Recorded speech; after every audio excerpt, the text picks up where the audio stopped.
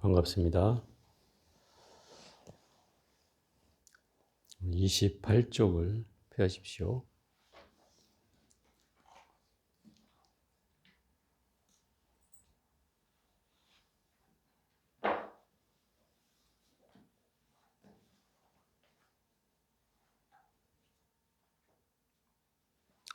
네, 28쪽은 이제 청정의 보살장입니다.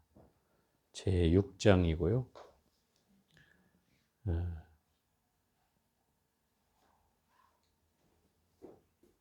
이 청정의 보살장은 그 5번째인 미륵장에 이어서 등장하는 보살님으로 전번 시간에 이 미륵장은 탐해를 바꾸어서 자비로 전환하는 그런 장이 미륵장이죠.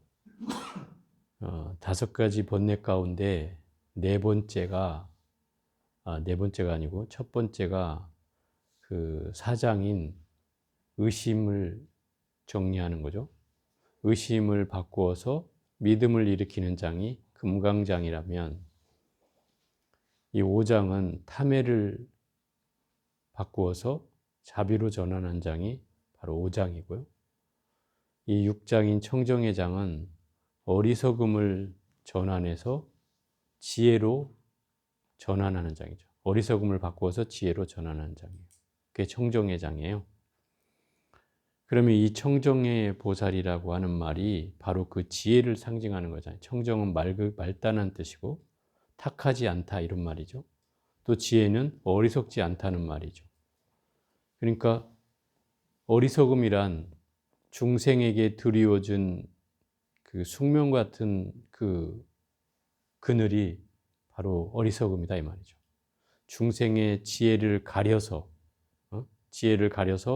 제대로 삶을 살 수 없게 또 제대로 볼 수 없게 만드는 그게 바로 어리석음이죠. 어리석음만 벗어날 수 있다면 우리는 깨달음을 얻은 거나 진배 없죠. 지혜를 얻는다면 거의 깨달음을 얻은 거나 진배 없어져요. 그래서 이 청정의 보살님은 어떻게 하면 어리석음을 바꾸어서 지혜를 얻을 수 있는지를 이제 얘기하는 장이고, 그래서 어리석음을 깨우치는데 이 장의 핵심이 있다 이 말이죠. 그래서 이 6장에는 그 청정의 보살님께서 부처님께 그 중생과 보살과 부처의 차별이, 깨달음에 대한 차별이 있는가 이렇게 물었어요. 중생의 깨달음과 보살의 깨달음과 부처의 깨달음이 어떻게 다른가를 물었다 이 말이에요. 그것의 대답이 바로 이 청정의 장이라고 할 수 있다 이 말이에요. 그래서 이 장은 어리석음을 깨우치는 장이다 이렇게 얘기할 수가 있고, 우리가 이 장은 공부를 해가면서 보도록 하겠습니다. 이때 청정의 보살이 대중 속에 있다가 자리에서 일어나서 부처님 발에 정리하고 오른쪽으로 3번 돌고 무릎 꿇고 합장하며 부처님께 여쭈었다. 대비하신 세존이여, 저희들을 위하여 이와 같은 부사이한 법문을 설하시니. 부사이한 법문은 무슨 뜻이에요? 생각으로 헤아릴 수 없는 그런 법문을 설하셨다는 거예요. 불가사의한 법문이라는 거죠. 이게 그걸 줄여서 부사이한 법문이라고 하는 거예요.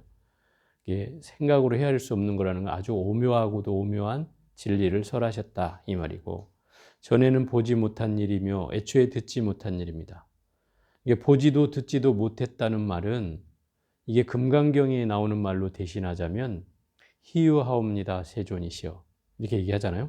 금강경에서 그 희유하다는 말이 바로 이 말이다 이 말이에요. 보지 못한 일이고 듣지 못한 일이다 이 말이에요.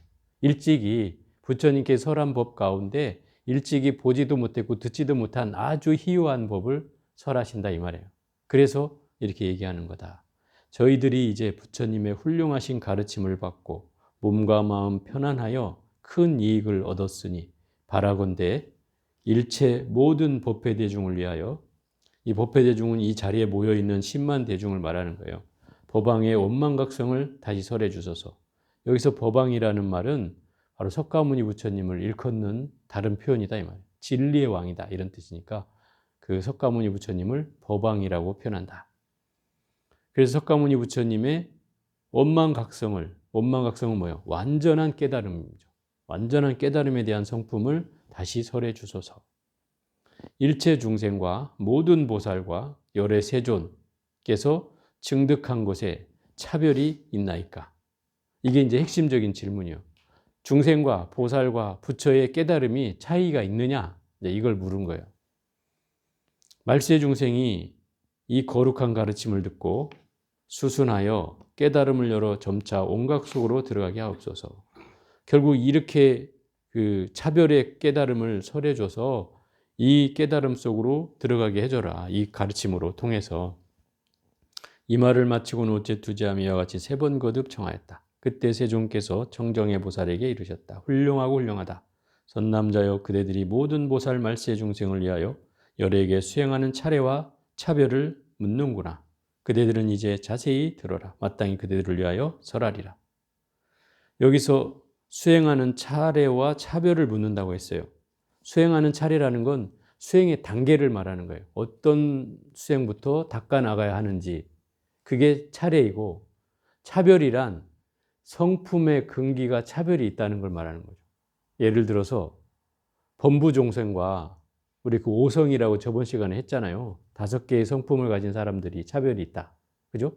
범부종성이 있고, 또 성문, 영각, 이승종성이 있고, 그죠? 보살종성이 있고, 또 부처님 열애 종성이 있고, 그 다음에 외도 종성이 있다. 이걸 오성이라고 한다고 했어요. 이것은 평등하지 않은 불평등한 그 차별이 아니라 근기에 대한 차별이다 이 말이죠. 근기. 수준이, 공부를 받아들일 수 있는 수준이 차이가 나기 때문에 그걸 차별이라고 얘기하는 것이지 성품에 대한 차별은 하지 않는다. 그래서 중생이나 부처나 같다고 얘기하는 건 그런 의미다 이 말이에요. 그러면 수행하는 차례는 어떤 거냐면 앞에서 얘기한 것처럼 중생과 보살과 부처의 깨달음의 차별을 얘기하는 게 바로 그 차례의 시작이다 이 말이죠. 그때 청정의 보살이 가르침을 받들고 환희하며 모든 대중들과 함께 조용히 귀를 기울였다. 선남자여, 원각의 자성은 본래 성품 있는 것이 아니건만 모든 성품을 따라 일어날 뿐이니 취할 것도 없고 증득할 것도 없느니라. 그러니까 깨달음의 본래 성품은 존재하는 게 아니다 이 말이죠. 본래 성품이 여러분은 보여요? 여러분이 부처님의 성품이 있다고 하잖아요. 그죠? 불성이 있습니다. 이렇게 하잖아요. 그러면 여러분 불성이 있어요? 보여요, 그게? 이 성품은 있는 줄은 알지만 그렇다고 어디에 있느냐 이렇게 물으면 알 수가 없다 이 말이죠. 내 안에 있습니다. 이게 고작 대답할 수 있는 거죠. 근데 안에 있을 수도 있지만 아닐 수도 있다. 왜? 성품이란 이 허공의 성품과 같다고 그랬어요. 그죠? 허공의 성품과 열의 성품이 같다고 그랬단 말이에요. 그럼 허공의 성품이 밖에 있는 성품이잖아요. 그죠? 밖에 있는 거예요. 그것이 나와 같다. 그러면 내가 나의 실상으로 보면 저 허공과 내가 둘이 아닌 관계란 이 말이죠. 둘이 아닌 관계예요. 그죠? 내 안에 존재하는 게 허공 그 자체다 이 말이에요. 허공의 성품과 같으니까. 그러면 이 얘기를 우리가 잘 생각해 보면 내가 이런 거죠. 파도가 바다는 맞죠? 예? 파도가 바다죠. 파도가 사라진다고 해서 바다가 사라집니까? 아니죠. 파도가 사라져 바다는 그대로 있죠. 다만 파도가 사라졌다는 것은 바다의 고유한 성질인 고요함을 갖게 된다는 뜻이겠죠. 파도가 사라지니까. 고요하게 아무 물결도 일지 않을 때 그게 바다의 본래 성질이다 이 말이에요. 그죠? 그런 성질일 때가 바로 우리의 깨달음이 드러날 때다 이 말이에요. 그럼 중생이 부처가 될 때 파도가 사라지는 것 같다 이 말이죠. 그게 나요. 내가 깨달음을 얻으면 중생이라는 속성이 사라지고 부처라는 속성이 드러난다. 그래서 파도는 사라지고 바다 그 자체가 된다 이 말이죠. 허공꽃은 사라지고 허공 그 자체가 된다 이 말인 거예요. 원각의 실상 가운데는 진실로 보살도 중생도 없느니라. 실상이라는 말은 본질을 말하는 거예요. 본질. 깨달음의 본질, 본성. 그 입장에서 보면 중생도 허상이고 보살도 허상이다 이 말이에요. 그죠? 껍데기에 불과한 거, 환상이다 이 말이에요. 마치 파도와 같은 존재다 이 말이죠. 보살과 중생이 파도와 같아. 그러니까 실상으로 보면 파도가 사라지면 보살도 중생도 사라지죠. 그럼 뭐가 남아요? 깨달음만 남는 거죠. 실상으로 보면 그렇다는 거예요. 실상으로 보면. 그러니 보살도 중생도 실상으로는 있는 것이 아니다. 왜? 헛껍데기고 헛것이기 때문에 그렇다. 이 말이에요. 왜냐하면 보살 중생 모두가 헛개비인데, 헛거잖아요. 헛개비인데 헛개비는 결국 사라지게 되므로 취하거나 증득할 게 없느니라. 결국 보살 중생은 파도에 불과하다 이 말이에요. 파도에 불과해. 파도가 사라진다고 바다가 사라지지 않는 것처럼 보살 중생이 사라진다고 해서 깨달음이 사라지는 건 아니다 이 말이죠. 그러니까 보살 중생은 현상계로 존재하는 거기 때문에 우리가 실상으로 보면 보살과 중생은 그냥 환이고 헛것이고 헛개비란 말이에요. 그냥 사라지고 마는 거라 이 말이죠. 그러니 뭘 취하거나 증득할 게 없다고 얘기하는 것이다 이 말이죠. 비유하면 마치 눈이 자신의 눈을 보지 못하는 것처럼 원각의 본성은 스스로 평등하여 다시 더 평등할 것이 없느니라. 그러니까 여러분 눈이 내 눈을 볼 수 있어요? 아니요. 어떤 사람이 이렇게 얘기하니까 거울로 볼 수 있습니다. 이렇게. 거울로는 볼 수 있죠. 그런데 직접 내 눈으로 나를 볼 수는 없다 이 말이죠. 이렇게 볼 수 있다면, 내 눈을 볼 수 있다면 아마 나는 외계인이거나 아니면 제3의 눈을 가졌거나 아니면 뭐 신적인 능력을 가졌거나 이런 사람이겠죠. 그런데 여기서 말하는 거 이런 거예요. 내가 눈을 보지 못하는 것처럼 원각의 본성은 본래 평등한 것이다 이 말이에요. 본래 가지고 있는 거예요. 내가 내 눈이 본래 내 스스로가 볼 수 없는 것처럼 이 원각의 본성은 원래 평등해서 더 평등하다고 얘기할 게 없어진다는 거예요. 평등하다고 굳이 얘기할 필요도 없다는 거예요. 왜? 평등 그 자체라는 거예요. 깨달음 자체가. 왜? 깨달음은 차별을 하지 않기 때문에. 그래서 뭐라고 해요? 중생과 부처와 마음이 차별이 없다. 이게 화엄경에 나오는 얘기잖아요. 차별이 없다. 이렇게 얘기한다 이 말이에요. 그죠? 중생과 부처가 둘이 아니다. 이런 말 들어봤죠? 또 중생과 부처가 하나다. 차별이 없다. 이런 말들이 다 같은 맥락이다 이 말이에요. 그 이유는 중생은 내가 어리석어서 늘 눈, 귀, 코, 혀, 몸, 생각에 의해서 끊임없이 휘둘려지기 때문에 우리는 생사윤회를 거듭할 뿐이다.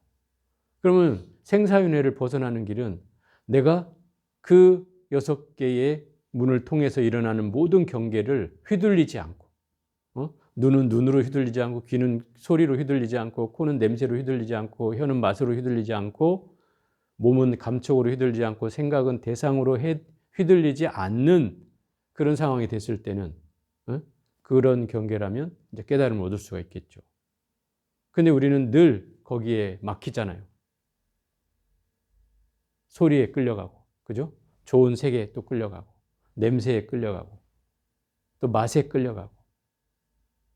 그러잖아요. 그 끌려가는 경계 때문에 늘 우리가 생사윤회를 하게 된다는 거예요. 그게 옛날 사람들이, 그 선사들이 뭐라고 해놨냐면, 이 6개의 관문으로 드나들 때에 그 눈, 귀, 코, 혀, 몸, 생각, 이 6가지가 6명의 도적이라고 표현한다. 육적이라고 표현해요. 왜 도적이라고 그래요? 내 마음을 뺏어가니까. 그 경계가 뺏어가죠. 보이는 경계가 내 눈을 뺏어가고, 그죠? 또 소리가 내 귀를 뺏어가고, 냄새가 내 코를 뺏어가고, 맛이 또 내 혀를 뺏어가고, 또 감촉이 내 몸을 뺏어가고, 생각의 대상이 나의 생각을 뺏어가기 때문에 그로 인해서 우리는 끊임없이 마음을 빼앗긴다 이 말이죠. 그래서 이게 육정문이라고 하는 거예요. 도적의 문이다. 도적의 속을 문이다. 내가 여기에 휘둘려 가지고 매일 속는 것이 우리 중생살이기 때문에 그 속에서 나를 알아차리는 것이 여간 쉽지 않은 일이다. 이렇게 표현한다 이 말이에요. 중생이 미혹하고 전도되어 일체의 헛개비를 없애지 못하면서 멸한 것과 멸하지 못한 것에 애써 공을 들이는 가운데 문득 차별을 나타내지만 만일 열애의 정면에 수술함을 얻게 된다면 진실로 정멸도 정멸한 이도 없느니라. 마치 이런 거예요. 어리석은 중생들이 결국 헛된 이 일체가 모두 다 환상이라고 여기고 있고 환이라고 얘기하는 이 온각경에서 하는 말들을 듣고 그것을 없애려고 하지만 쉽지 않다 이 말이죠. 그래서 늘 끊임없이 공을 들여도 늘 차별이 일어나고 이렇게 되지만 그런 가운데 부처님의 정멸의 경계를 얻게 된다면 나는 그 정멸 한복판에 들어가게 되는 것이다 이 말이에요. 그래서 정멸 그 자체가 돼버리기 때문에 정멸에 대한 일으킬 놈이나 정멸 그 자체가 사라지게 된다 이 말이에요. 이 말이 좀 어려운 말인데 이렇게 비유를 들었어요. 이 다음 장에 나오는데 내가 머리를 딱 끊어내면 내 머리 목을 딱 끊어내면 나는 이미 죽은 사람이 되겠죠. 뭐 잠시는 살 수 있었지만 어쨌든 죽은 사람이 될 거 아니에요. 그러면 더 끊어낼 리가 있어요 없어요? 없죠. 사라지잖아요. 끊어낼 사람이 사라지는 거잖아요. 왜? 이미 나는 딱 끊어지는 순간 죽었기 때문에 끊어낼 사람이 없어지는 것 같다 이 말이에요. 마치 깨달음을 얻으면 내가 그 깨달음 자체가 돼버려서 깨달음을 얻을 리가 없어진다는 거죠. 여기서도 말하는 거예요. 내가 정멸의 수순함에 들면 정멸 그 자체가 돼버리기 때문에 정멸이나 정멸한 이도 있을 수가 없다 이 말인 거죠. 없다. 왜? 이미 정멸이 돼버렸다 이 말이에요. 마치 머리가 끊어졌으면 이미 죽은 것처럼 정멸이 돼버리면 그 자체가 돼버리기 때문에 정멸할 대상이 또는 정멸할 이가 나오지 않는다. 이런 표현이에요.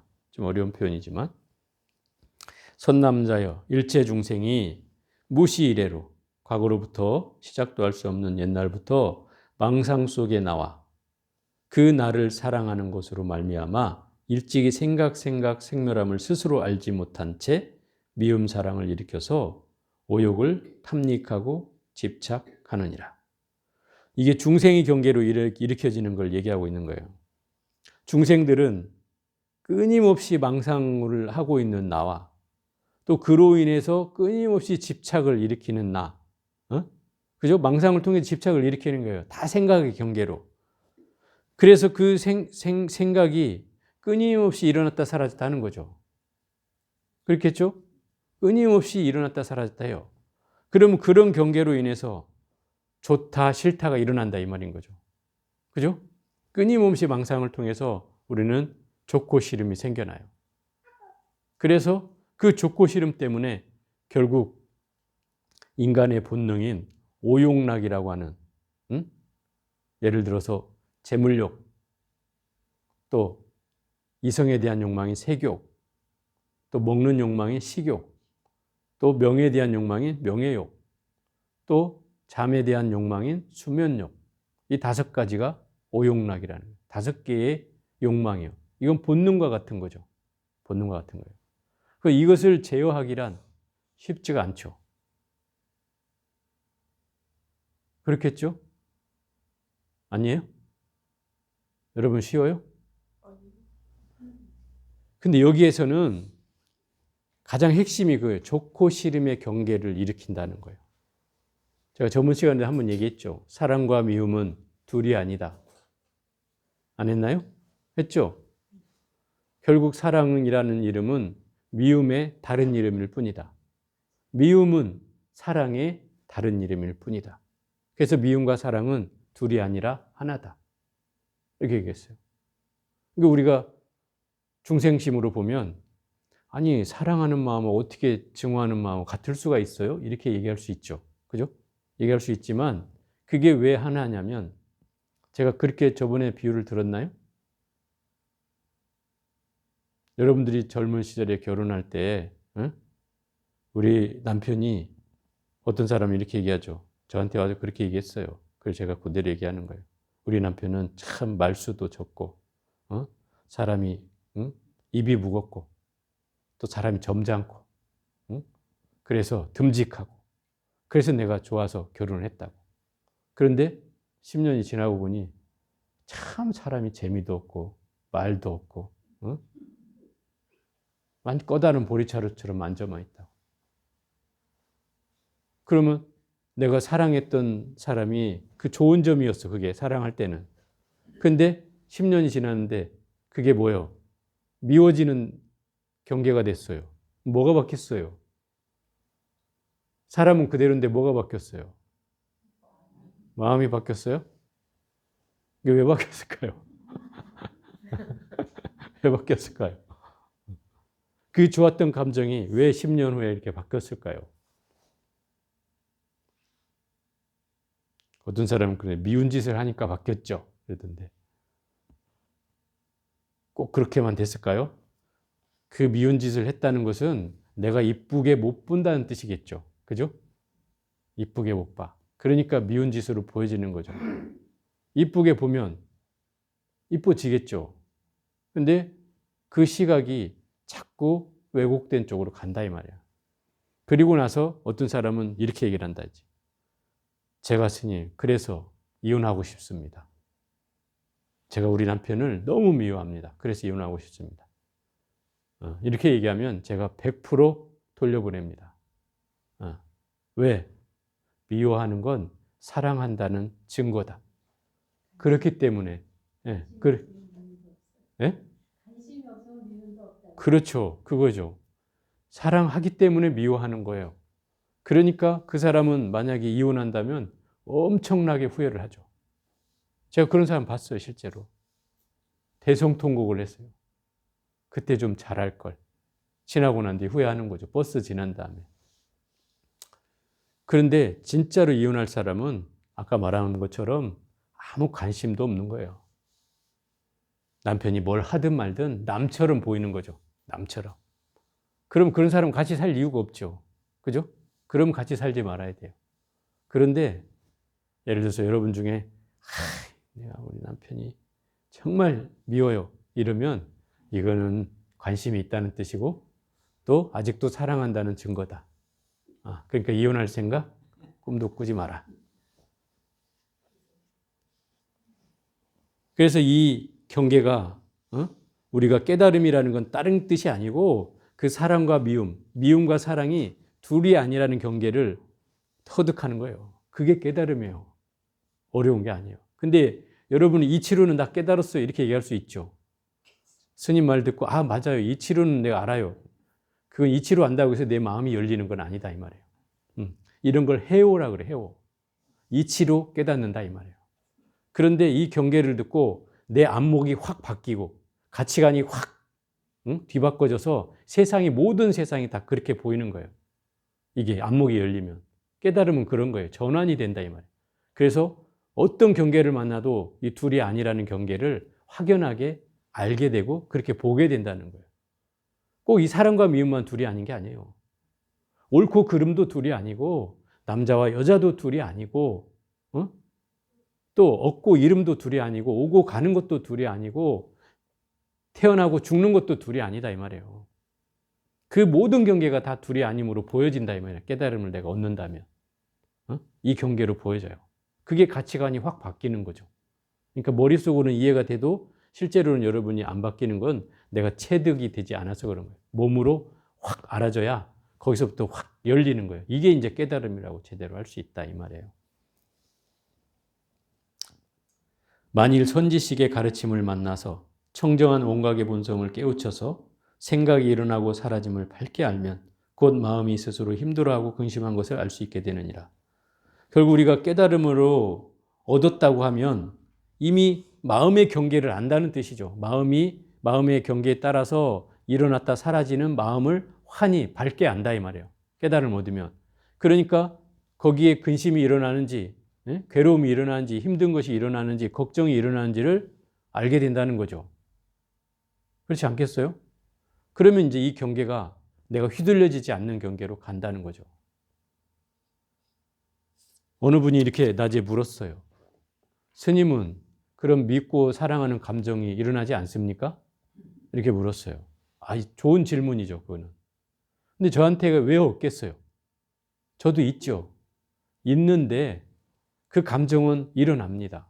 일어나는데 그런 감정이 일어났을 때 알아차려야 된다는 거죠. 또 알아차리기만 해서는 이 감정을 제어하기 쉽지 않아요. 그래서 그 감정을 어떻게 해야 돼요? 계속 지켜봐야죠. 감정.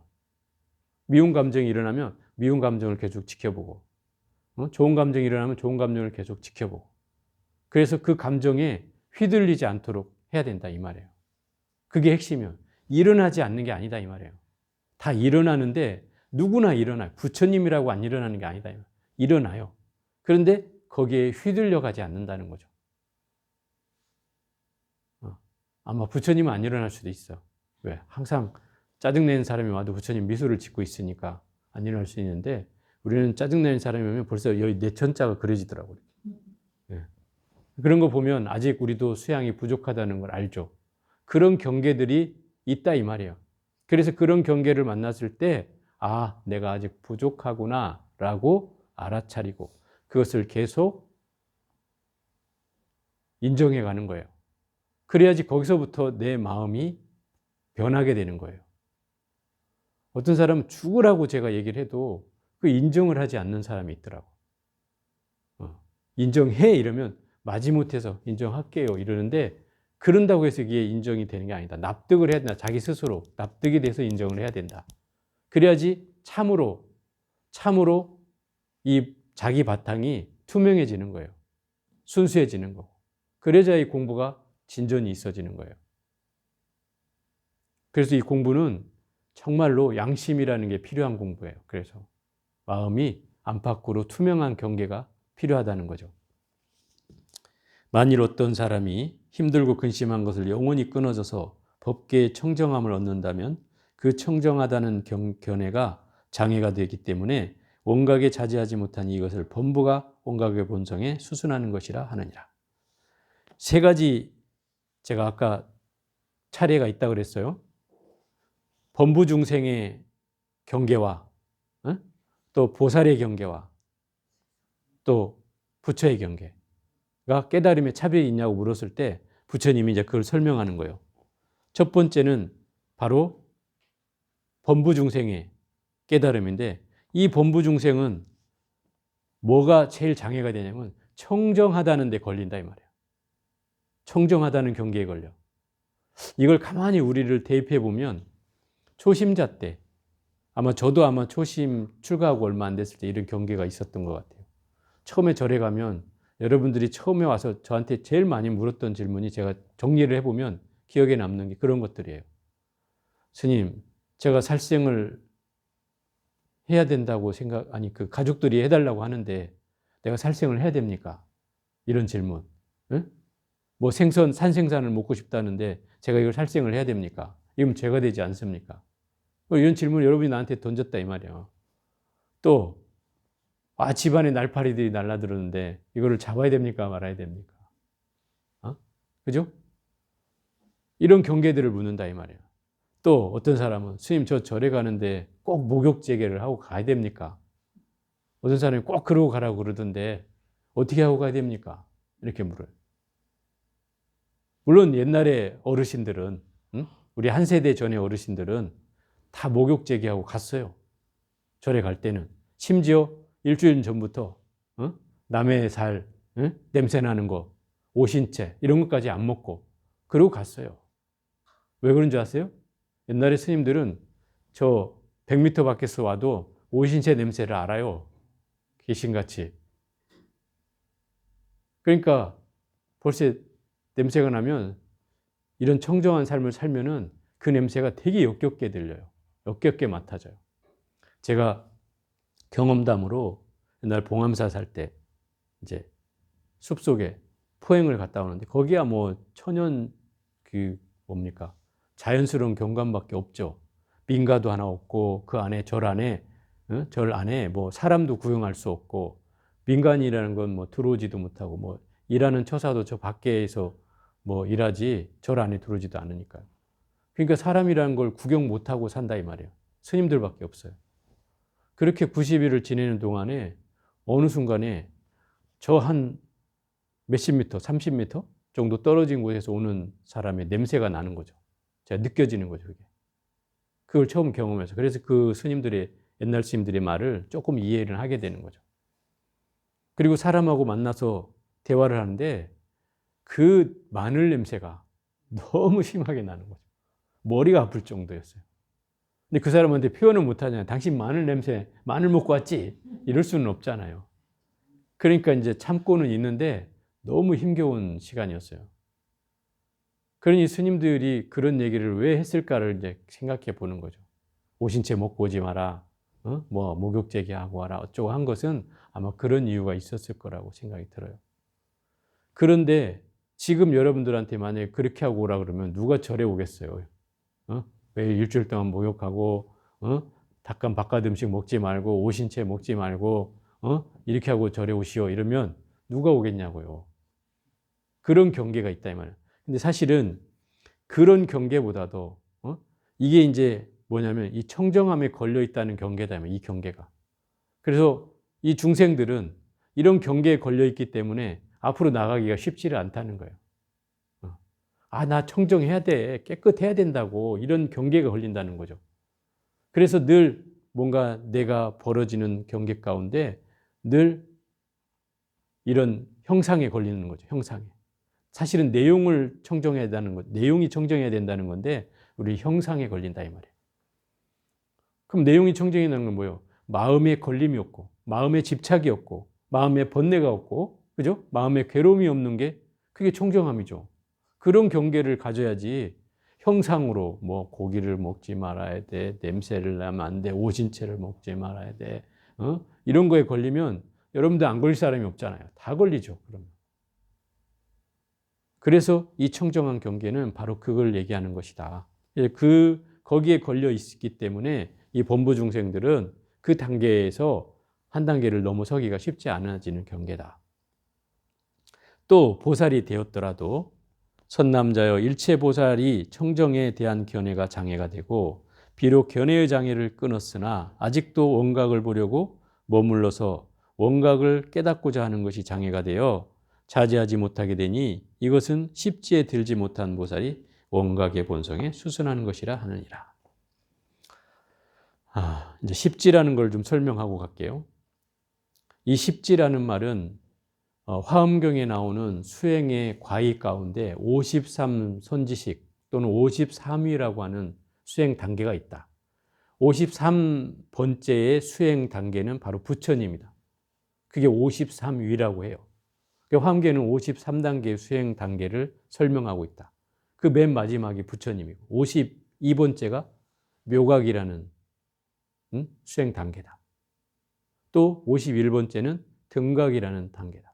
등각, 묘각, 불은 거의 부처님과 비슷한 등각이니까 평등한 깨달음이라니까 부처님하고 비슷한 깨달음을 가진 상태고 묘각은 아주 미묘한 깨달음을 얻은 분이어서 이것도 부처님 경계에 가까워진 분이다. 그래서 이분들은 당연히 곧 부처가 될 사람들이에요. 등각이나 묘각은 아직 부처는 아니라 하더라도 이 길을 가면 언젠간 부처가 되는 사람들이고 마지막이라 50번째가 바로 십지보살을 말한다. 여기서 말하는 십지에 들지 못한 보살은 이 십지가 50단계, 50번째 단계가 십지다. 처음에 십신이 있어, 십신. 10가지의 믿음을 일으키는 장. 이게 10가지. 두 번째, 십주. 10가지 머무르는 단계가 있어요. 십주.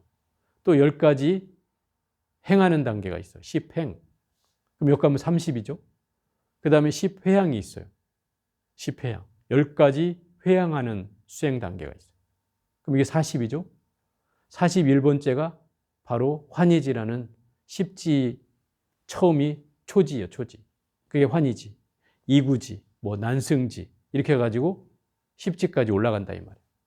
그 중에 십지 정도 되면 불태전의 지위에 오른 것이다 이 말이에요. 불태전이라는 건 뭐예요? 부처의 지위에서 물러나지 않는다 이 말이에요. 이때는 십지가 되면 이 사람은 마치 우리가 산을 건너고 강을 건너면 논밭이 나타나는 걸 보고 아, 이웃에 마을이 있다는 걸 알듯이, 그죠? 알듯이 이미 부처가 될 것이 예정되어 있는 사람들이라는 거죠. 이 십지 정도 되면. 그래서 물러나지 않는다는 거예요. 게으름을 피워도 이 사람은 깨달음에서 물러나지 않아요. 부처가 돼, 언젠가는. 시계가 빠르고 늦냐의 문제이지. 그런데 옛날 학자나 뭐 이런 사람들은 그 화엄경에서 말하는 팔찌부터가 그런 부동지다. 팔찌가 부동지거든요. 부동지. 부동지는 움직임이 없는 지라는 거예요. 이 지도 불태전지다. 그래서 어떤 학자는 팔찌부터 불태전의 지에 든다. 이렇게 얘기하는 보살이 있어요. 얘기하는 학자들이 있어요. 그래서 옛날에 원효 스님을 해동의 팔찌보살이라 이렇게 그 별명이 불렸었어요. 그 팔찌가 바로 이 부동지에 오른 보살이라는 거예요. 원효 스님이. 그래서 이분은 언젠가는 부처가 예정돼 있다. 이렇게 얘기할 수 있는 거죠. 그럼 이 십지라고 하는 말은 결국 부처가 될 수 있는 그런 부처에 가까운 보살을 말한다. 부처에 가까운 보살. 거의 부처에 흡사한 보살이다. 이런 의미로 얘기하는 거다. 그럼 십지에 들지 못하는 보살은 어떤 거냐면 바로 이 팔찌까지 되기 전의 보살이다 이 말이에요. 일지에서부터 한 7지 정도 된 보살은 아직 십지에 들지는 못했어. 그 지혜는 올라가 있지만 십지에는 들지 못한 보살이에요. 그럼 이런 보살은 자칫 잘못하면 떨어질 수가 있다는 거죠. 이런 사람. 그래서 이 십지에 들지 못한 보살은 이 밑으로는 다 그런 보살이죠. 뭐에 걸리냐면 깨달음에 걸린다는 거예요. 깨달음에 걸린다. 깨달음에 걸린다는 게 무슨 말이지? 이렇게 의문을 표할 수가 있는데 이런 거예요. 초심자는 당연히 깨달음을 목적에 두고 공부를 할 거 아니에요. 그죠? 수행자가 처음 내가 불교를 입문하게 되면 저도 처음에 선방에 가서 어떤 생각을 일으켰냐면 한철이면 뭐 부처가 되겠지? 이 생각을 했단 말이에요. 한철이면. 초심자니까 당연히. 그러니 살아보니까 힘 빼는데도 몇 년이 걸리더라 이 말이에요. 힘 빼는데도. 여러분 맨날 제가 이런 비유를 들어서 적당할지 모르겠는데 운동을 해도 여러분 운동 다 해보셨어요? 뭐 요가를 배우든 요새 필라테스를 하든 아니면 테니스를 배우든 골프를 배우든 모든 운동을 하잖아요.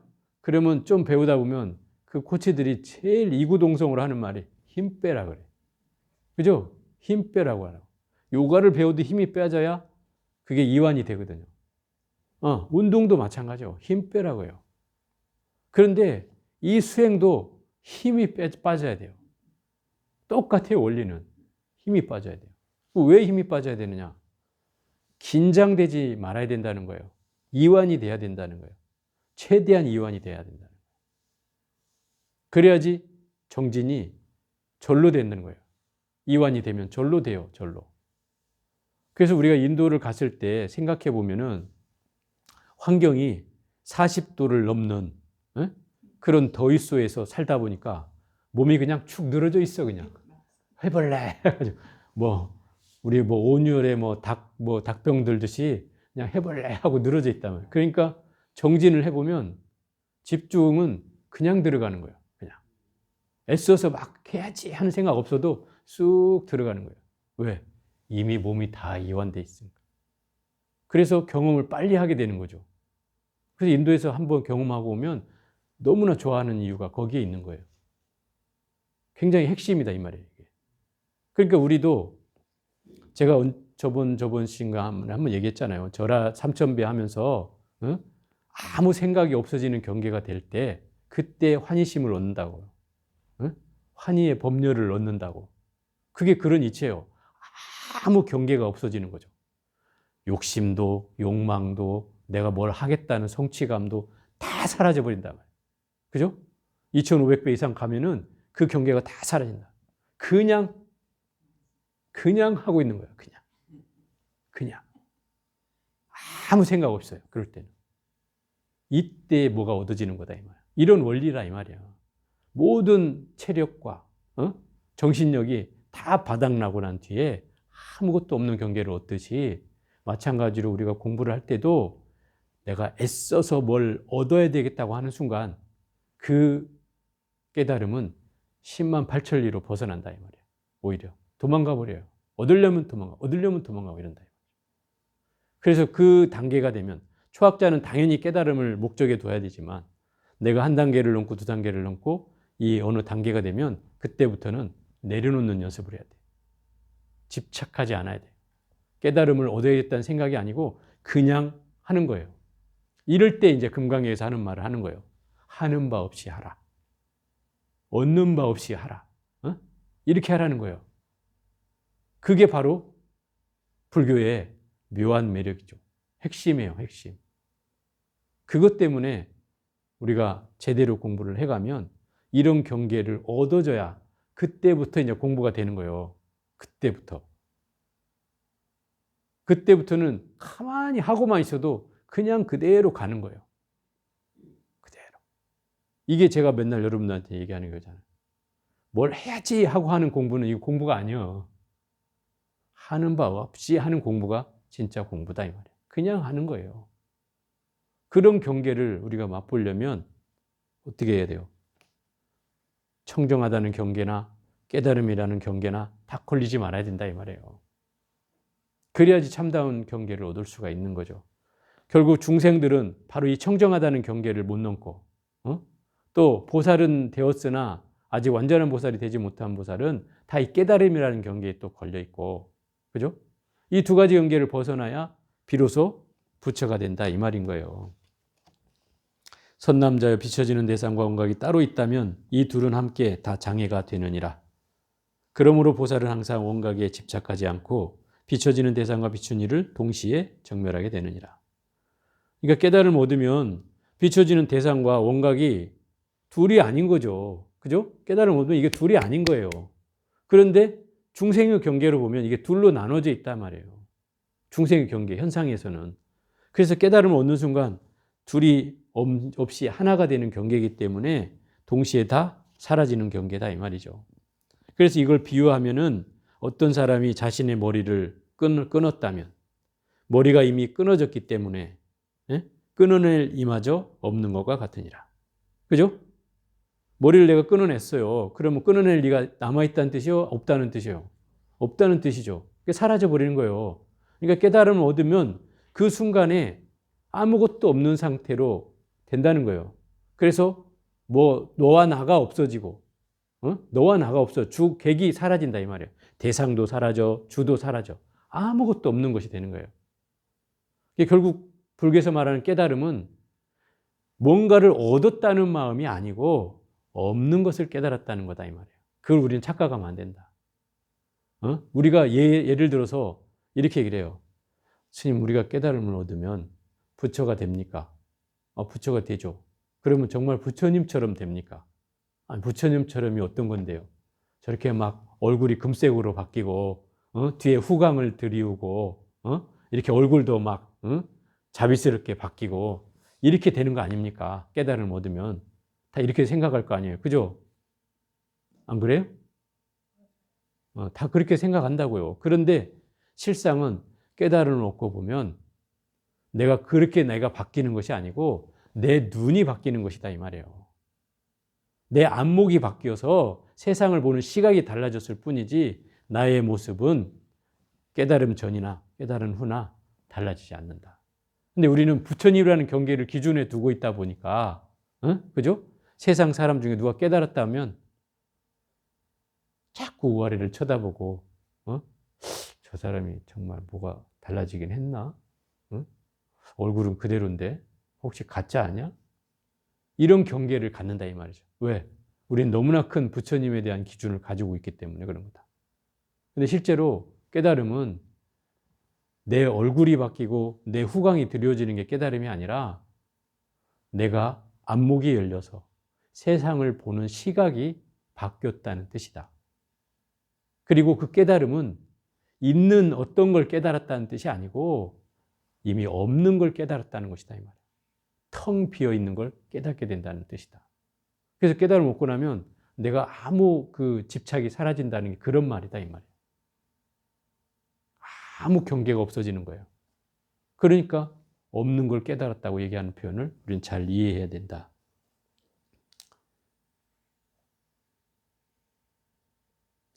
수다라의 가르침은 장애의 마음으로 모든 장애를 스스로 멸하였다면 장애가 이미 끊어져 없어지니 장애를 없앨 리도 없느니라. 이것도 앞에 그 비유와 같은 비유죠. 수다라의 가르침은 달을 가리키는 손가락과 같나니 만일 달을 보면 가리키는 손가락이 결코 달이 아님을 분명하게 아느니라. 그러니까 이 말은 부처님의 가르침이 수다라라고 하는 게 부처님의 가르침을 수다라라고 해요. 경전을 수다라라고 하니까 수트라에서 온 말인데 수다라란 말은 부처님의 말씀이란 뜻이에요. 경전. 그 경전의 가르침은 달을 가리키는 손가락과 같다 이 말이에요. 달을 가리키는 손가락을 내가 가리키면 중생들은 저 달을 보는 게 아니고 이 손가락을 본다는 거예요. 그렇겠죠? 왜 저 스님이 손가락을 들었지? 이렇게 한다는 거죠. 내가 가리킨 거는 바로 달을 가리켜요. 이 달은 뭐예요? 우리의 지혜 광명을 얘기하는 것이다 이 말이에요. 우린 지혜 광명을 얻으라고 내가 가리켰는데 여러분 지혜 광명 얻을 생각을 안 하고 손가락만 쳐다본다. 이 손가락은 깨달음을 준다 안 준다? 안 준다는 거죠. 그죠? 그거예요. 수다라의 가르침은 이렇게 가르치는 이정표는 될지라도 부처님 말씀은 이걸 깨닫고 안 깨닫고는 누구의 몫이다? 여러분의 몫이다. 제가 여러분을 끌고 물가에 가서 자, 이 물 먹으면 너 지혜를 얻을 수 있어. 이래가지고 끌가는 가도 여러분이 먹고 안 먹고는 여러분 마음이잖아요. 그죠? 여러분 마음이다 이 말이에요. 그러니까 깨달음이란 내 스스로 얻어야 되는 것이다 이 말이에요. 누가 얻어주는 게 아니다. 내가 공부해야 되는 것이다 이 말이에요. 모든 열에 여러 가지 연설로서 보살에게 여러 보임도 또한 이와 같으니라. 이것을 일러 이미 십지에 든 보살이 원각의 본성을 수순하는 것이라 하느니라. 이 세 번째 단계가 바로 십지에 든 보살은 어떤 장애나 어떤 경계에도 걸리지 않는 것을 말한다. 그런 사람이 수행 단계가 바로 십지에 든 보살을 말한다. 이 경계는 둘이 아닌 경계를 터득한 것이며 모든 장애로부터 벗어난 것을 말한다. 둘이 아님을 깨달았다는 것은 사랑과 미움이 둘이 아니요. 그게 하나이고 또 생과 사가 둘이 아니요. 또 오고 가는 것도 둘이 아니요. 옳고 그름도 둘이 아니요. 남자와 여자도 둘이 아니요. 모든 경계가 둘이 아니라 낮과 밤도 둘이 아니요. 이 경계를 우리가 알아차리면 이게 깨달음이라는 거예요. 근데 우리는 늘 이걸 분리해서 쓰고 있잖아요. 분리해서. 낮과 밤은 엄연히 다르다고 여기고 있고, 그죠? 남자와 여자도 엄연히 다르다고 여기고 있고, 또 옳다는 것과 그르다는 걸 구분해 보면 또 그것도 다르다고 여긴다 이 말이에요. 우리의 경계는 늘 이분법적이죠. 두 가지 경계에 늘 사로잡혀 있기 때문에 그래서 우리가 깨달음을 얻기가 쉽지 않은 이유인 거예요. 그걸 나눠서 볼 수는 있어도 둘이 하나라는 경계는 이해하기가 쉽지 않다는 거죠. 그 경계예요. 그 경계를 이미 십지에 든 보살은 다 뛰어넘어서 어떤 장애도 없어지는 걸 말한다 이 말이에요. 그 경계에 들면 이미 깨달음의 경계에 든다. 그러면 중생은 이 청정하다는 경계에 걸리고 보살은 십지에 들지 않은 보살은 바로 깨달음이라는 경계에 걸리고 또 십지에 이미 든 보살은 어떤 장애도 사라지는 걸 말한다. 마치 부처님이 거의 되었다라고 갈 만한 그런 경계다 이 말이에요. 어떤 장애도 없는 경계. 그러면 이게 수행의 점차이고 차별이다 이 말이에요. 이 세 가지가. 그죠? 수행의 점차라는 건 이 중생의 단계는 청정하다는 경계에 걸리고 아직 십지에 들지 못한 보살은 깨달음이라는 경계에 걸리고 그러면 이 두 가지 경계를 내가 어떻게 하면 사라지게 하면 나는 당연히 십지에 든 보살 마냥 어떤 경계도 물리치고 그죠? 어떤 장애도 없이 원각의 깨달음을 얻을 수가 있다는 것이죠. 이런 수행을 닦아가면. 그리고 또 이 성품은 당연히 세 가지 차별을 갖는다. 중생은 어리석어서 늘 청정하다는 경계에 걸려서 늘 거기에서 헤매이고, 또 보살의 경계는, 어설픈 보살의 경우는 결국 깨달음이라는 경계에 걸려서 늘 거기서 헤매이게 된다. 그죠? 이건 성품이, 근기가 다르다는 거죠. 근기가. 성품이 차별이 있다는 것이 아니라 근기가 다르다는 거예요. 그게 차별이라는 거죠. 그걸 혼동하면 안 돼요. 불교는 모든 성품이 평등하다고 얘기한다. 그 평등하다는 말은 결국 중생과 부처가 차별이 없다는 뜻이다. 다만 여기서 말하는 차별은 근기에 대한 차별을 얘기한다. 이 사람이 깨달음을 얻을 수 있는 소질이 중생보다 보살이 낫고, 그죠? 보살보다 바로 십지에 든 보살이 훨씬 낫다는 것을 얘기하고 있는 것이다. 그래서 근기에 대한 차별을 얘기하고 있는 것이 바로 지금 세 가지 대답이다 이 말이에요.